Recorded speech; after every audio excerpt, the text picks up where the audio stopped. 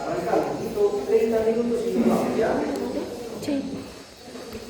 Yo estoy grabando.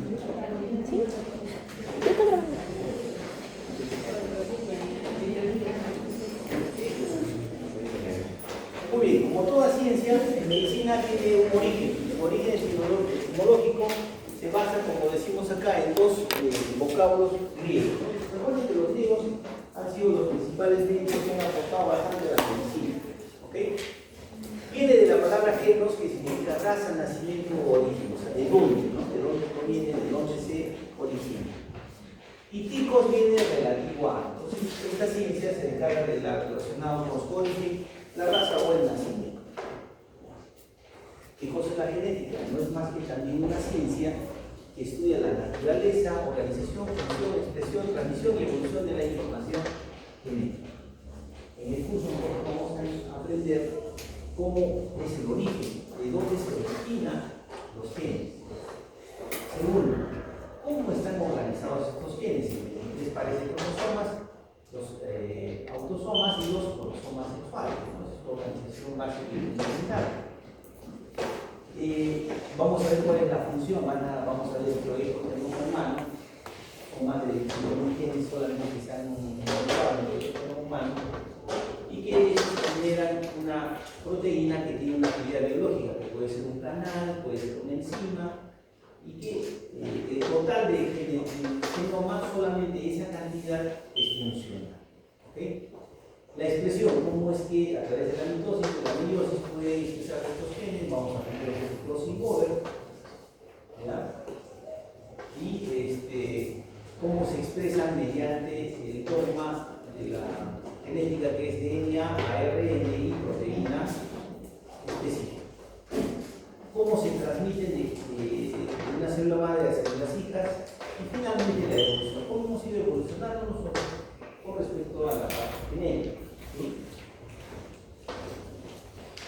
Por ejemplo, mire, era el año 1988. Había un campeonato mundial, las Olimpiadas de Seúl 88. ¿Sí? Entonces, en esa época, fíjense ustedes, el equipo de China jugaba con el equipo de Perú. Sale el equipo de Perú, Gary Pérez del Solar, ¿no? 1,90 m. Se sigue ahí, 1,86 m. Entonces, digamos, como que en esa época todavía teníamos cierta preponderancia en talla, ¿cierto? Sale el equipo de China, 1,70 m, 1,74 m, 1,65 m. Como ellas saltaban para jugar el gol. ¿Listo? Ahora se han dado cuenta cuándo ha sido la última Olimpiada. En Francia, ¿no es cierto? En París. Las Olimpiadas de París hace 2 años. ¿Y el equipo de China vieron? El equipo de Japón, 1,80 m, 1,85 m, 1,90 m, 2 metros. O sea, ¿qué pasó ahí? O sea, ¿qué había sucedido con la mayor parte de población? Salvo algunas excepciones, como por ejemplo la población de los pigmeos. ¿Saben dónde están los pigmeos, no es cierto? Es una tribu donde ellos tienen una talla bastante baja, menos de 1,50 m, igual que los esquimales.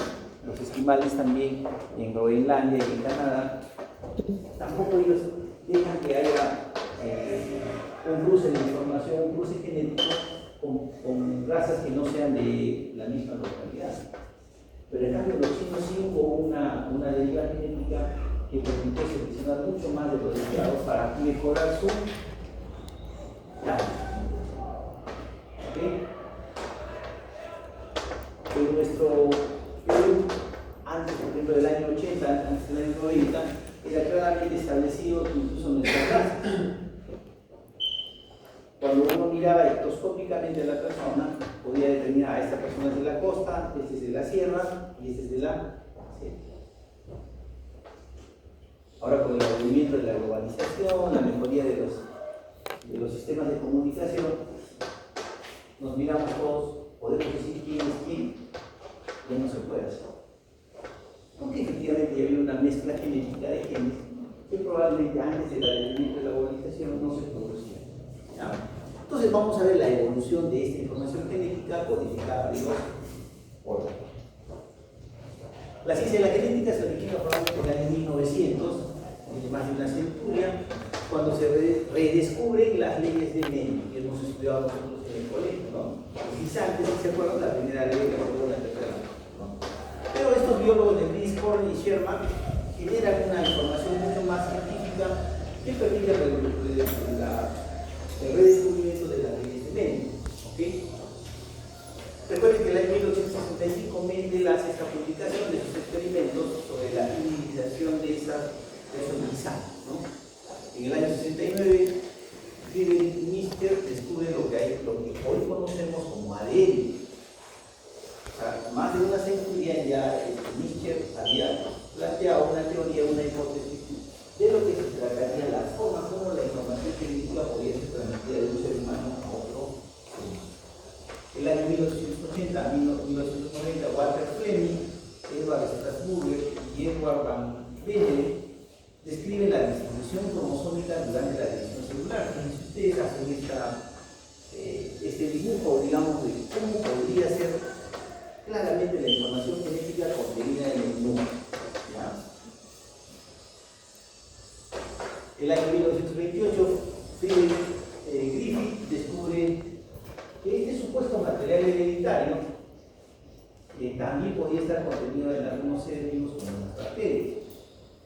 En estas bacterias hacen experimento de las bacterias muertas, las incorporan ese material en bacterias vivas y genera un tipo de respuesta adicional.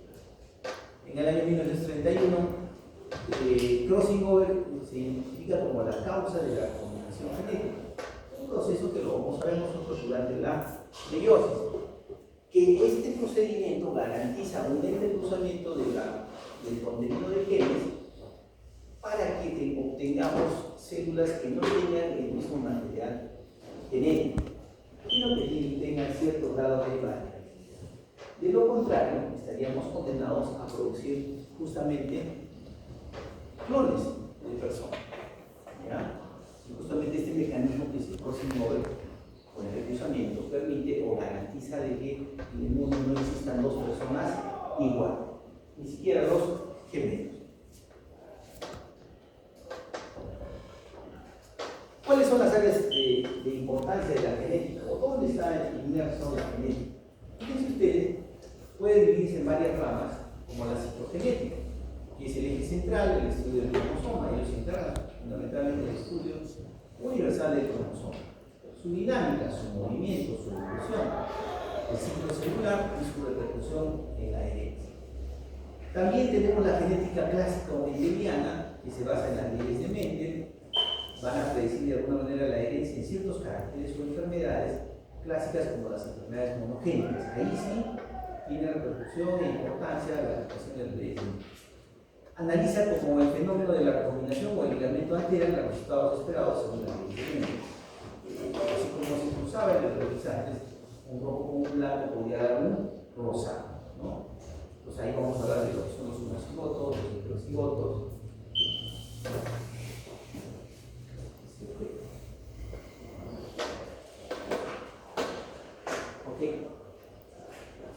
También tenemos la genética cuantitativa, analiza el impacto de múltiples genes, ¿no? Como algunas enfermedades, como la trombosis venosa, la enfermedad de Pompe, analiza que son varios genes los que están involucrados en estas enfermedades. La evolutiva de poblaciones se está introduciendo más este tipo de genética para ver el comportamiento de los genes en una determinada población y cómo es que estos intercambios de estos genes pueden generar la evolución de ciertas poblaciones. Ya tenemos ahora genética de desarrollo, estudia cuando los genes son regulados para formar un organismo completo a partir de una serie de unidades. Y la molecular ya estudia específicamente el ADN, su composición y cómo es que este material se duplica y su función de los genes desde el punto de vista genético.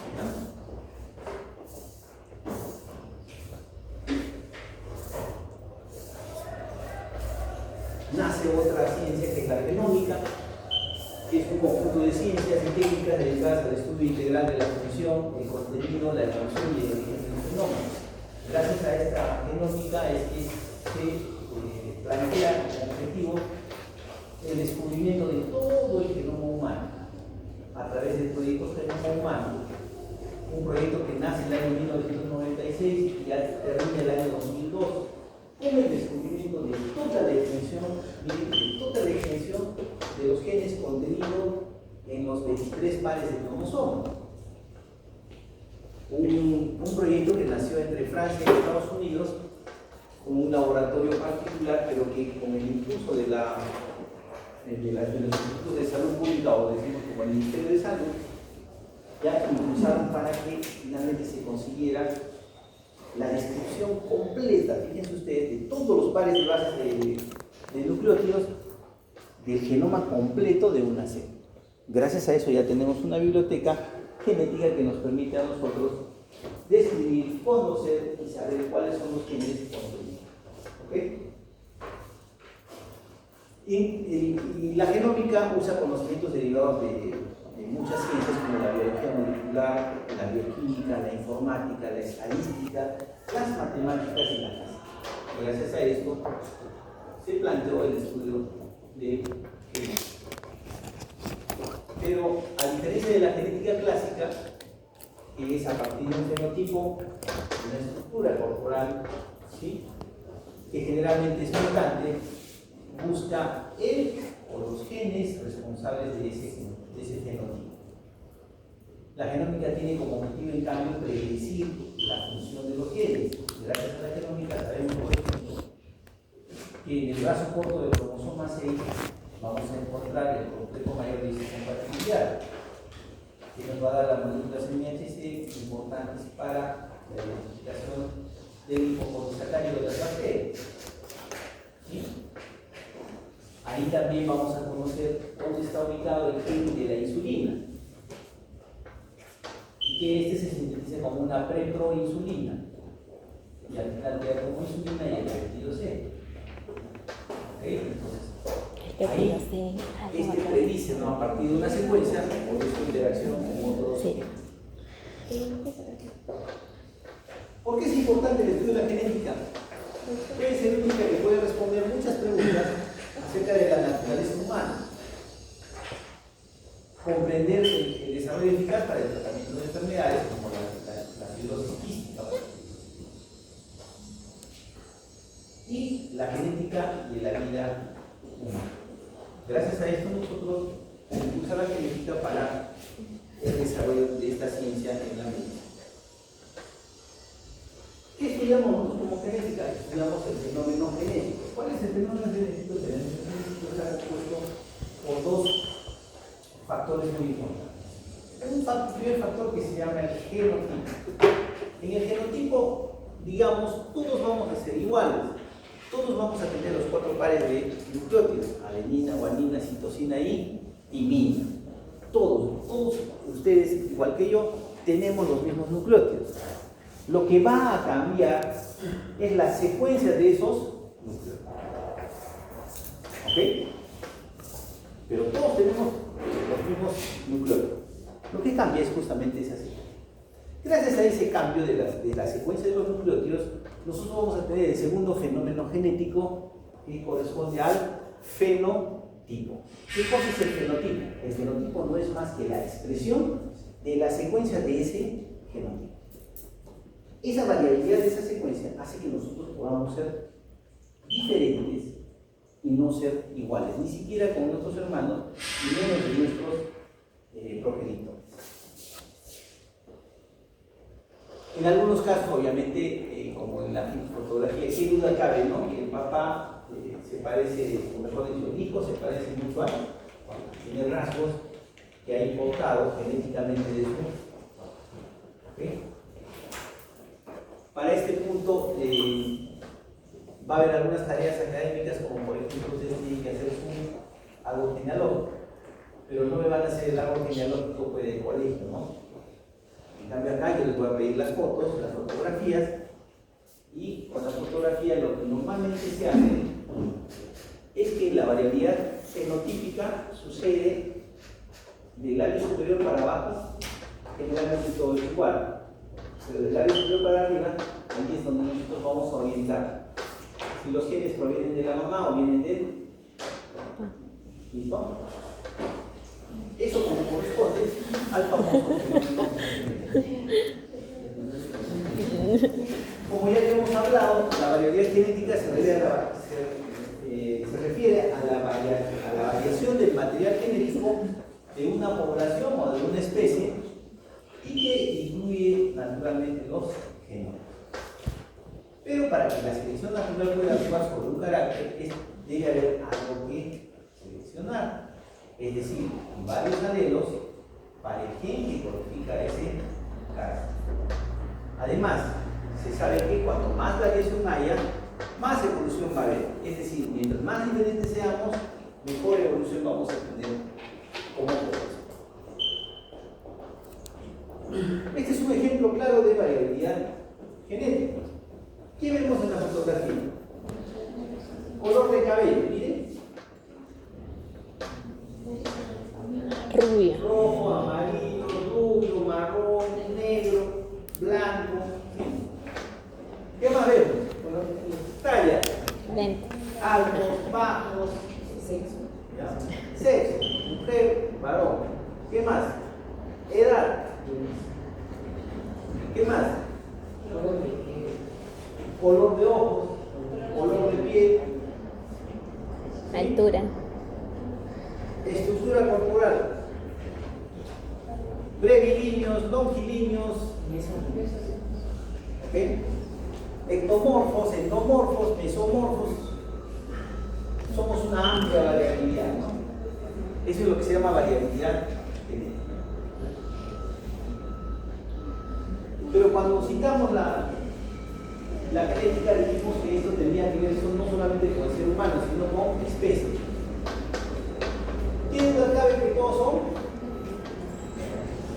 son perros, ¿no es cierto? Los perros también tendrán su mismo ADN, pero tienen más número de cromosomas que el ser humano.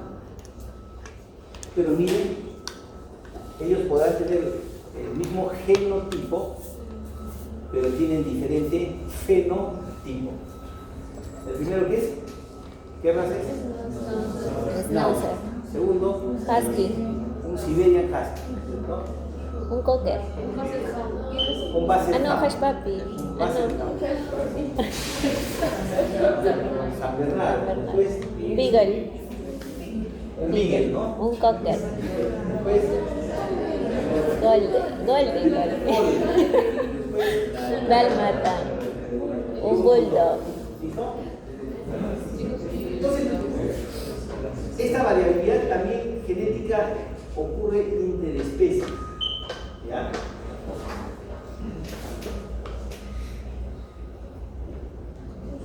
Hemos ido a la playa, ¿no es cierto? Hemos cocinado en la playa. Y no se han detenido a ver las conchitas que hay en la playa. Miren, esta conchita se llama Donax variabilis. Fíjense ustedes, su fenotipo de la conchita también es diferente. Hay semilunas, hay rayas tangenciales, transversales. También entre ellas existe esa variabilidad genética.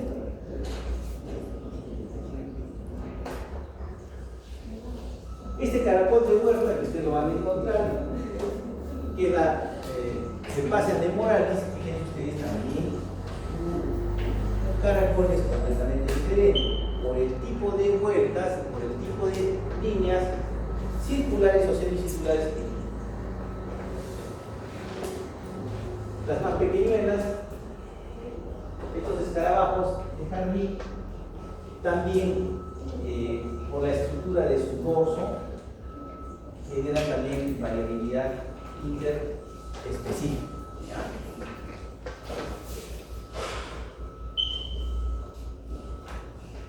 ¿Para qué estudiamos la genética? Porque ustedes se dan cuenta, incluso cuando llegan a su práctica hospitalaria, de que la genética puede determinar o puede generar información sobre la mayoría de enfermedades genéticas. Casi en el 50% de los casos, el mayor porcentaje de personas sufre de diabetes. La diabetes es una enfermedad genética. Si es monogénica, diabetes tipo 1. Si es multigénica, es diabetes tipo 1. Ya vamos a ver ese aspecto, cómo es que eso se traduce en determinada enfermedad. Pero fíjense ustedes, la genética no solamente tiene que ver con medicina, tiene que ver con la agricultura. ¿Han escuchado hablar de los alimentos transgénicos? Es una manipulación Genética. que permite supuestamente una mejoría del producto, en este caso agrícola, ¿no? Con el derecho, tiene que ver, por ejemplo, con el estudio de la paternidad, ¿sí? Con la sociología, las poblaciones de dónde es su origen, con la filosofía, de dónde venimos y hacia dónde vamos, la ecología. Ya hablaremos en ese tiempo de cómo es que los cambios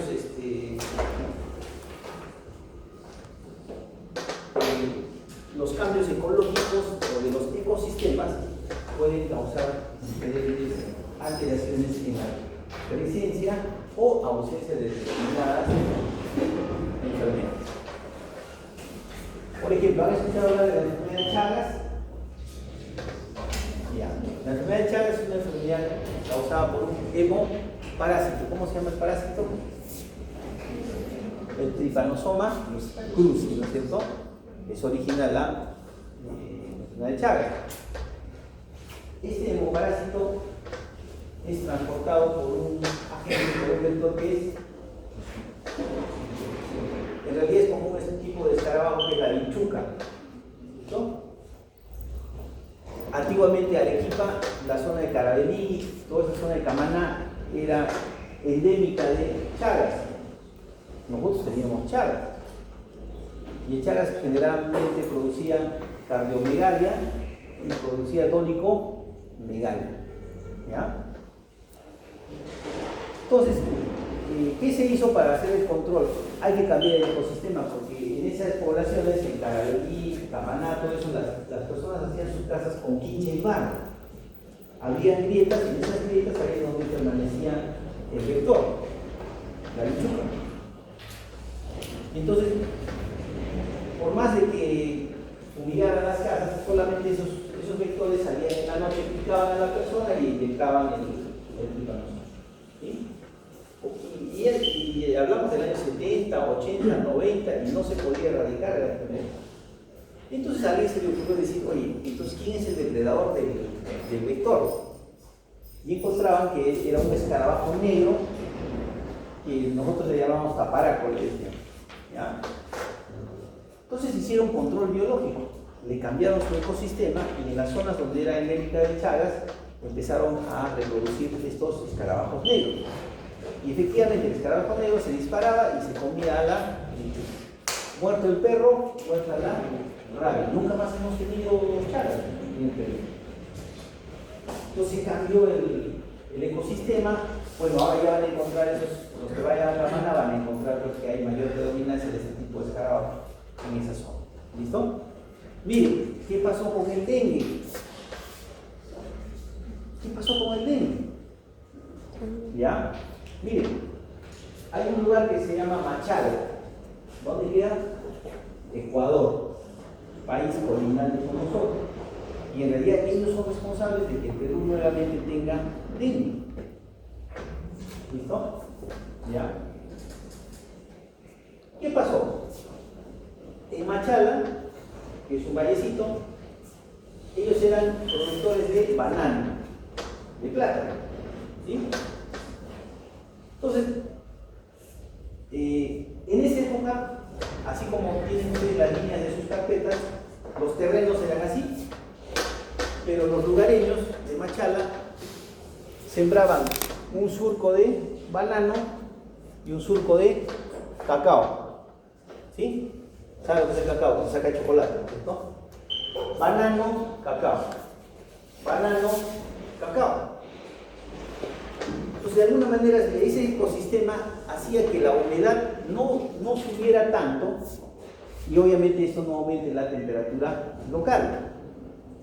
¿Por qué? Porque el cacao era seco, pero para su reproducción necesitaba humedad. Entonces, eso se descubrió el año 2010, porque en Machala, ese año, hay un brote epidémico de dengue enorme. Entonces, cuando hacen el análisis epidemiológico de por qué ese brote había presentado en Machala, ya para esa época las transnacionales, porque ellos exportaban el banano a Estados Unidos, pero no ese banano que tenga pecas, era un banano sumamente amarillo. ¿Ok? Entonces, como surge el hambre, las empresas transnacionales compran en Machala extensas áreas de plantaciones de banano. Entonces, como al capitalista le interesa solamente producción, entonces, ¿qué hicieron? Quitaron el surco de cacao. Y entonces todas las extensiones eran banano. Aumentó la temperatura local de Machala, aumentó la humedad de Machala, y eso hizo que el vector empezara a reducir su tiempo de incubación. Entonces, el zancudo, si antes se demoraba 30 días para hacer su ciclo de reproducción, ahora pasó en 15 días, por la humedad y por la temperatura elevada. Y entonces eso diseminó este brote epidémico que hubo en Machala. Miren cómo un tema ecológico y agrícola puede influir en el desarrollo o en la prevalencia de una determinada. Por lo tanto, tiene impacto la genética, por supuesto, en la medicina para determinar enfermedades genéticas hereditarias, como la fibrosis quística, la fenicetonuria, la distrofia muscular de Duchenne, enfermedades genéticas como el cáncer, aberraciones cromosómicas como el síndrome de Down, el síndrome de Turner, para la actividad forense. También tiene mucha importancia su aplicación en lo que es la terapia genética, en la biotecnología, la formación de fármacos hormonales como la insulina, el interferón, la hormona de crecimiento, que tanto se le hizo, por ejemplo, beneficios, se hizo con Messi. Messi tenía deficiencia de producción de hormona de crecimiento, ¿no? Y le dieron, gracias a la ingeniería genética, se le dio hormona de crecimiento. ¿Ya? Y también con esto se hizo la clonación. A ver, ¿quiénes levanten la mano? ¿Quiénes han visto Jurassic World? Porque hay Jurassic Park, ¿no es cierto? Sí. Hay la tercera película de Jurassic World, ¿no es cierto? Para mí, el que ha creado el guión de esa película es un genio o es alguien que ha estudiado genética, ¿sí? Porque ¿qué nos menciona en la película? Y los que no han visto, véanla, vean, ¿sí? Igual que el tiburón, ¿no? El megalodón. Exactamente. Entonces, al Rex le pusieron la velocidad del velociraptor, ¿no? La inteligencia del triceratops, ¿cierto? Y el otro le pusieron para que se convierta en ¿no? Entonces, ahí, en genética, ¿cómo se llamaría ese procedimiento? Manipulación genética. Eso es lo que nosotros de alguna manera quisiéramos llegar en un futuro, porque ante algunas enfermedades raras lo que se trataría es de colocar un gen para que modifique determinada enfermedad. La fibrosis quística, que es la deficiencia del canal de cloro, el gen FTR es el que está alterado, está mutado. Entonces, como esas personas que tienen sufrimiento respiratorio, pancreático y testicular, solamente con la introducción de ese gen podría ser de que esta persona empiece a formar su canal de cloro y de esta manera se previenen enfermedades respiratorias y la muerte de la persona. ¿Ya? Pero fíjense ustedes, y había una última película de tiburón donde a los tiburones les empiezan a introducir genes de, vean también la apoproteína E. Esa proteína E tiene que ver con el desarrollo de la enfermedad de Alzheimer. ¿Ya? Lo dicen en la película cómo inducen al tiburón, pero introduciéndole esos genes hacen que el tiburón sea mucho más agresivo y más, más destructor, ¿no?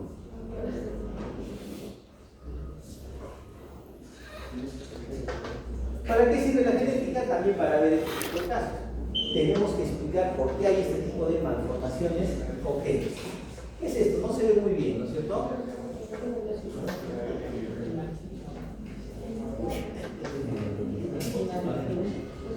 Ya, la espina bífida es una falta de cierre del tubo neural, pero que hace una predicción de un meningo C. Es un meningo C.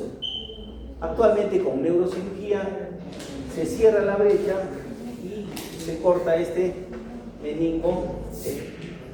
¿Ok? Pero su origen, ¿cuál es? Es una enfermedad genética multifactorial y se caracteriza por un defecto en el cierre del tubo neural. ¿Deficiencia de qué vitamina? Ácido fólico. ¿Ya?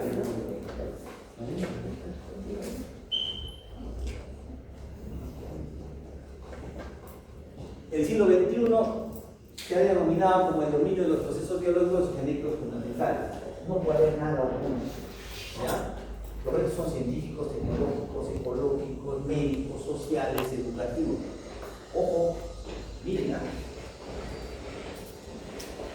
a ustedes, las promociones, 2 promociones antes que ustedes, su problema va a ser a futuro, porque ellos fueron víctimas de la pandemia, de la virtualidad. Muchos de ellos no han hecho semiología para hacer, no han tenido contacto con pacientes. O sea, le digo, a ver, cuantifícame una taquimia, una cianosis, es una onicomicosis. O sea, ese tipo de cosas se va a ver la deficiencia porque en realidad ese va a ser un reto educativo. Cada vez la gente por la globalización ya sabe. No me escuché decir, doctor, yo vengo por dolor y usted me está restando ibuprofeno. ¿No me escuché eso? Voy al seguro. No, ¿para qué voy al seguro si el seguro me da ibuprofeno? Pero qué diferente es que usted le diga al paciente, señor, usted va a tomar ibuprofeno porque el ibuprofeno es un antiinflamatorio no su principal acción es inhibidor de la ciclooxigenasa. ¿Okay? Tiene efectos colaterales menos que los selectivos y su potencia más antiinflamatoria que analgesia. También tiene cierta ventaja de ser un antipirético. ¿Listo? ¿Qué va a decir el paciente?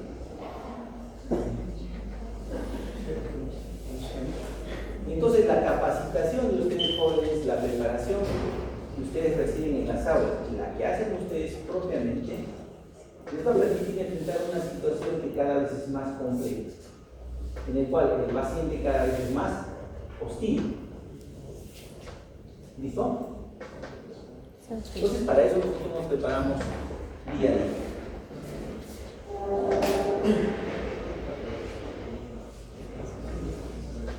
Ajá. ¿Qué es eso? Siameses. Siameses. ¿Cuántos tipos de siameses hay?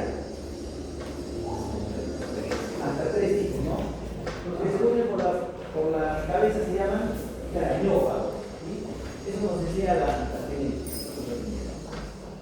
Los que están viendo los de abajo son los craniófagos, ¿no? Pueden compartir incluso los ventrículos laterales del cerebro, donde se hace más difícil su separación. Los toracópagos, o los que están unidos por el tórax y el abdomen, pueden compartir un solo corazón, y ahí es difícil separarlos, ¿no? Algunos son 2 corazones y de alguna manera puede tener una alternativa o un chance.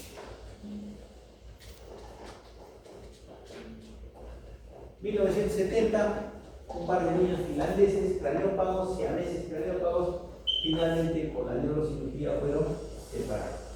Actualmente tienen más de 40 o 50 años y ellos cada uno hace una vida independiente.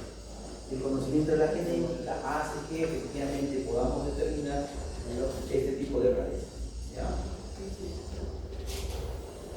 Vamos a aprender el síndrome de Edwards, vamos a ver el síndrome de Patau, ¿ya? Pero el síndrome de Patau, por ejemplo, era muy frecuente que ocurriera en el norte del país y lo relacionaba porque esos son los niños cíclopes, ¿ya? Entonces, ¿qué pasaba? Basta que había el fenómeno del niño, decían, va a haber, nace un niño cíclope, va a haber el fenómeno del niño. ¿Ya? Entraban a esa parte del oscurantismo, ¿no? De los problemas de índole psicológico que causaban neurosis colectiva, y no es así. La genética explica cada uno de los casos, y lo vamos a ver en las clases. Por lo tanto, la genética no puede ser por más tiempo una ciencia esotérica. Acá no somos esotéricos. Y ojo, en genética tenemos solamente XX y tenemos XY. No hay otro sexo. O se es varón o se es mujer. No hay un intermedio. Tampoco se puede traslapar ambos fenotipos. ¿Okay? La genética nos atañe a todos sobre la vida y la muerte, sobre el significado de la respuesta a la incapacidad física y sobre los nuevos dilemas morales creados por nuestro creciente. Listo, acá nos quedamos por el próximo martes normal. 11 de la mañana.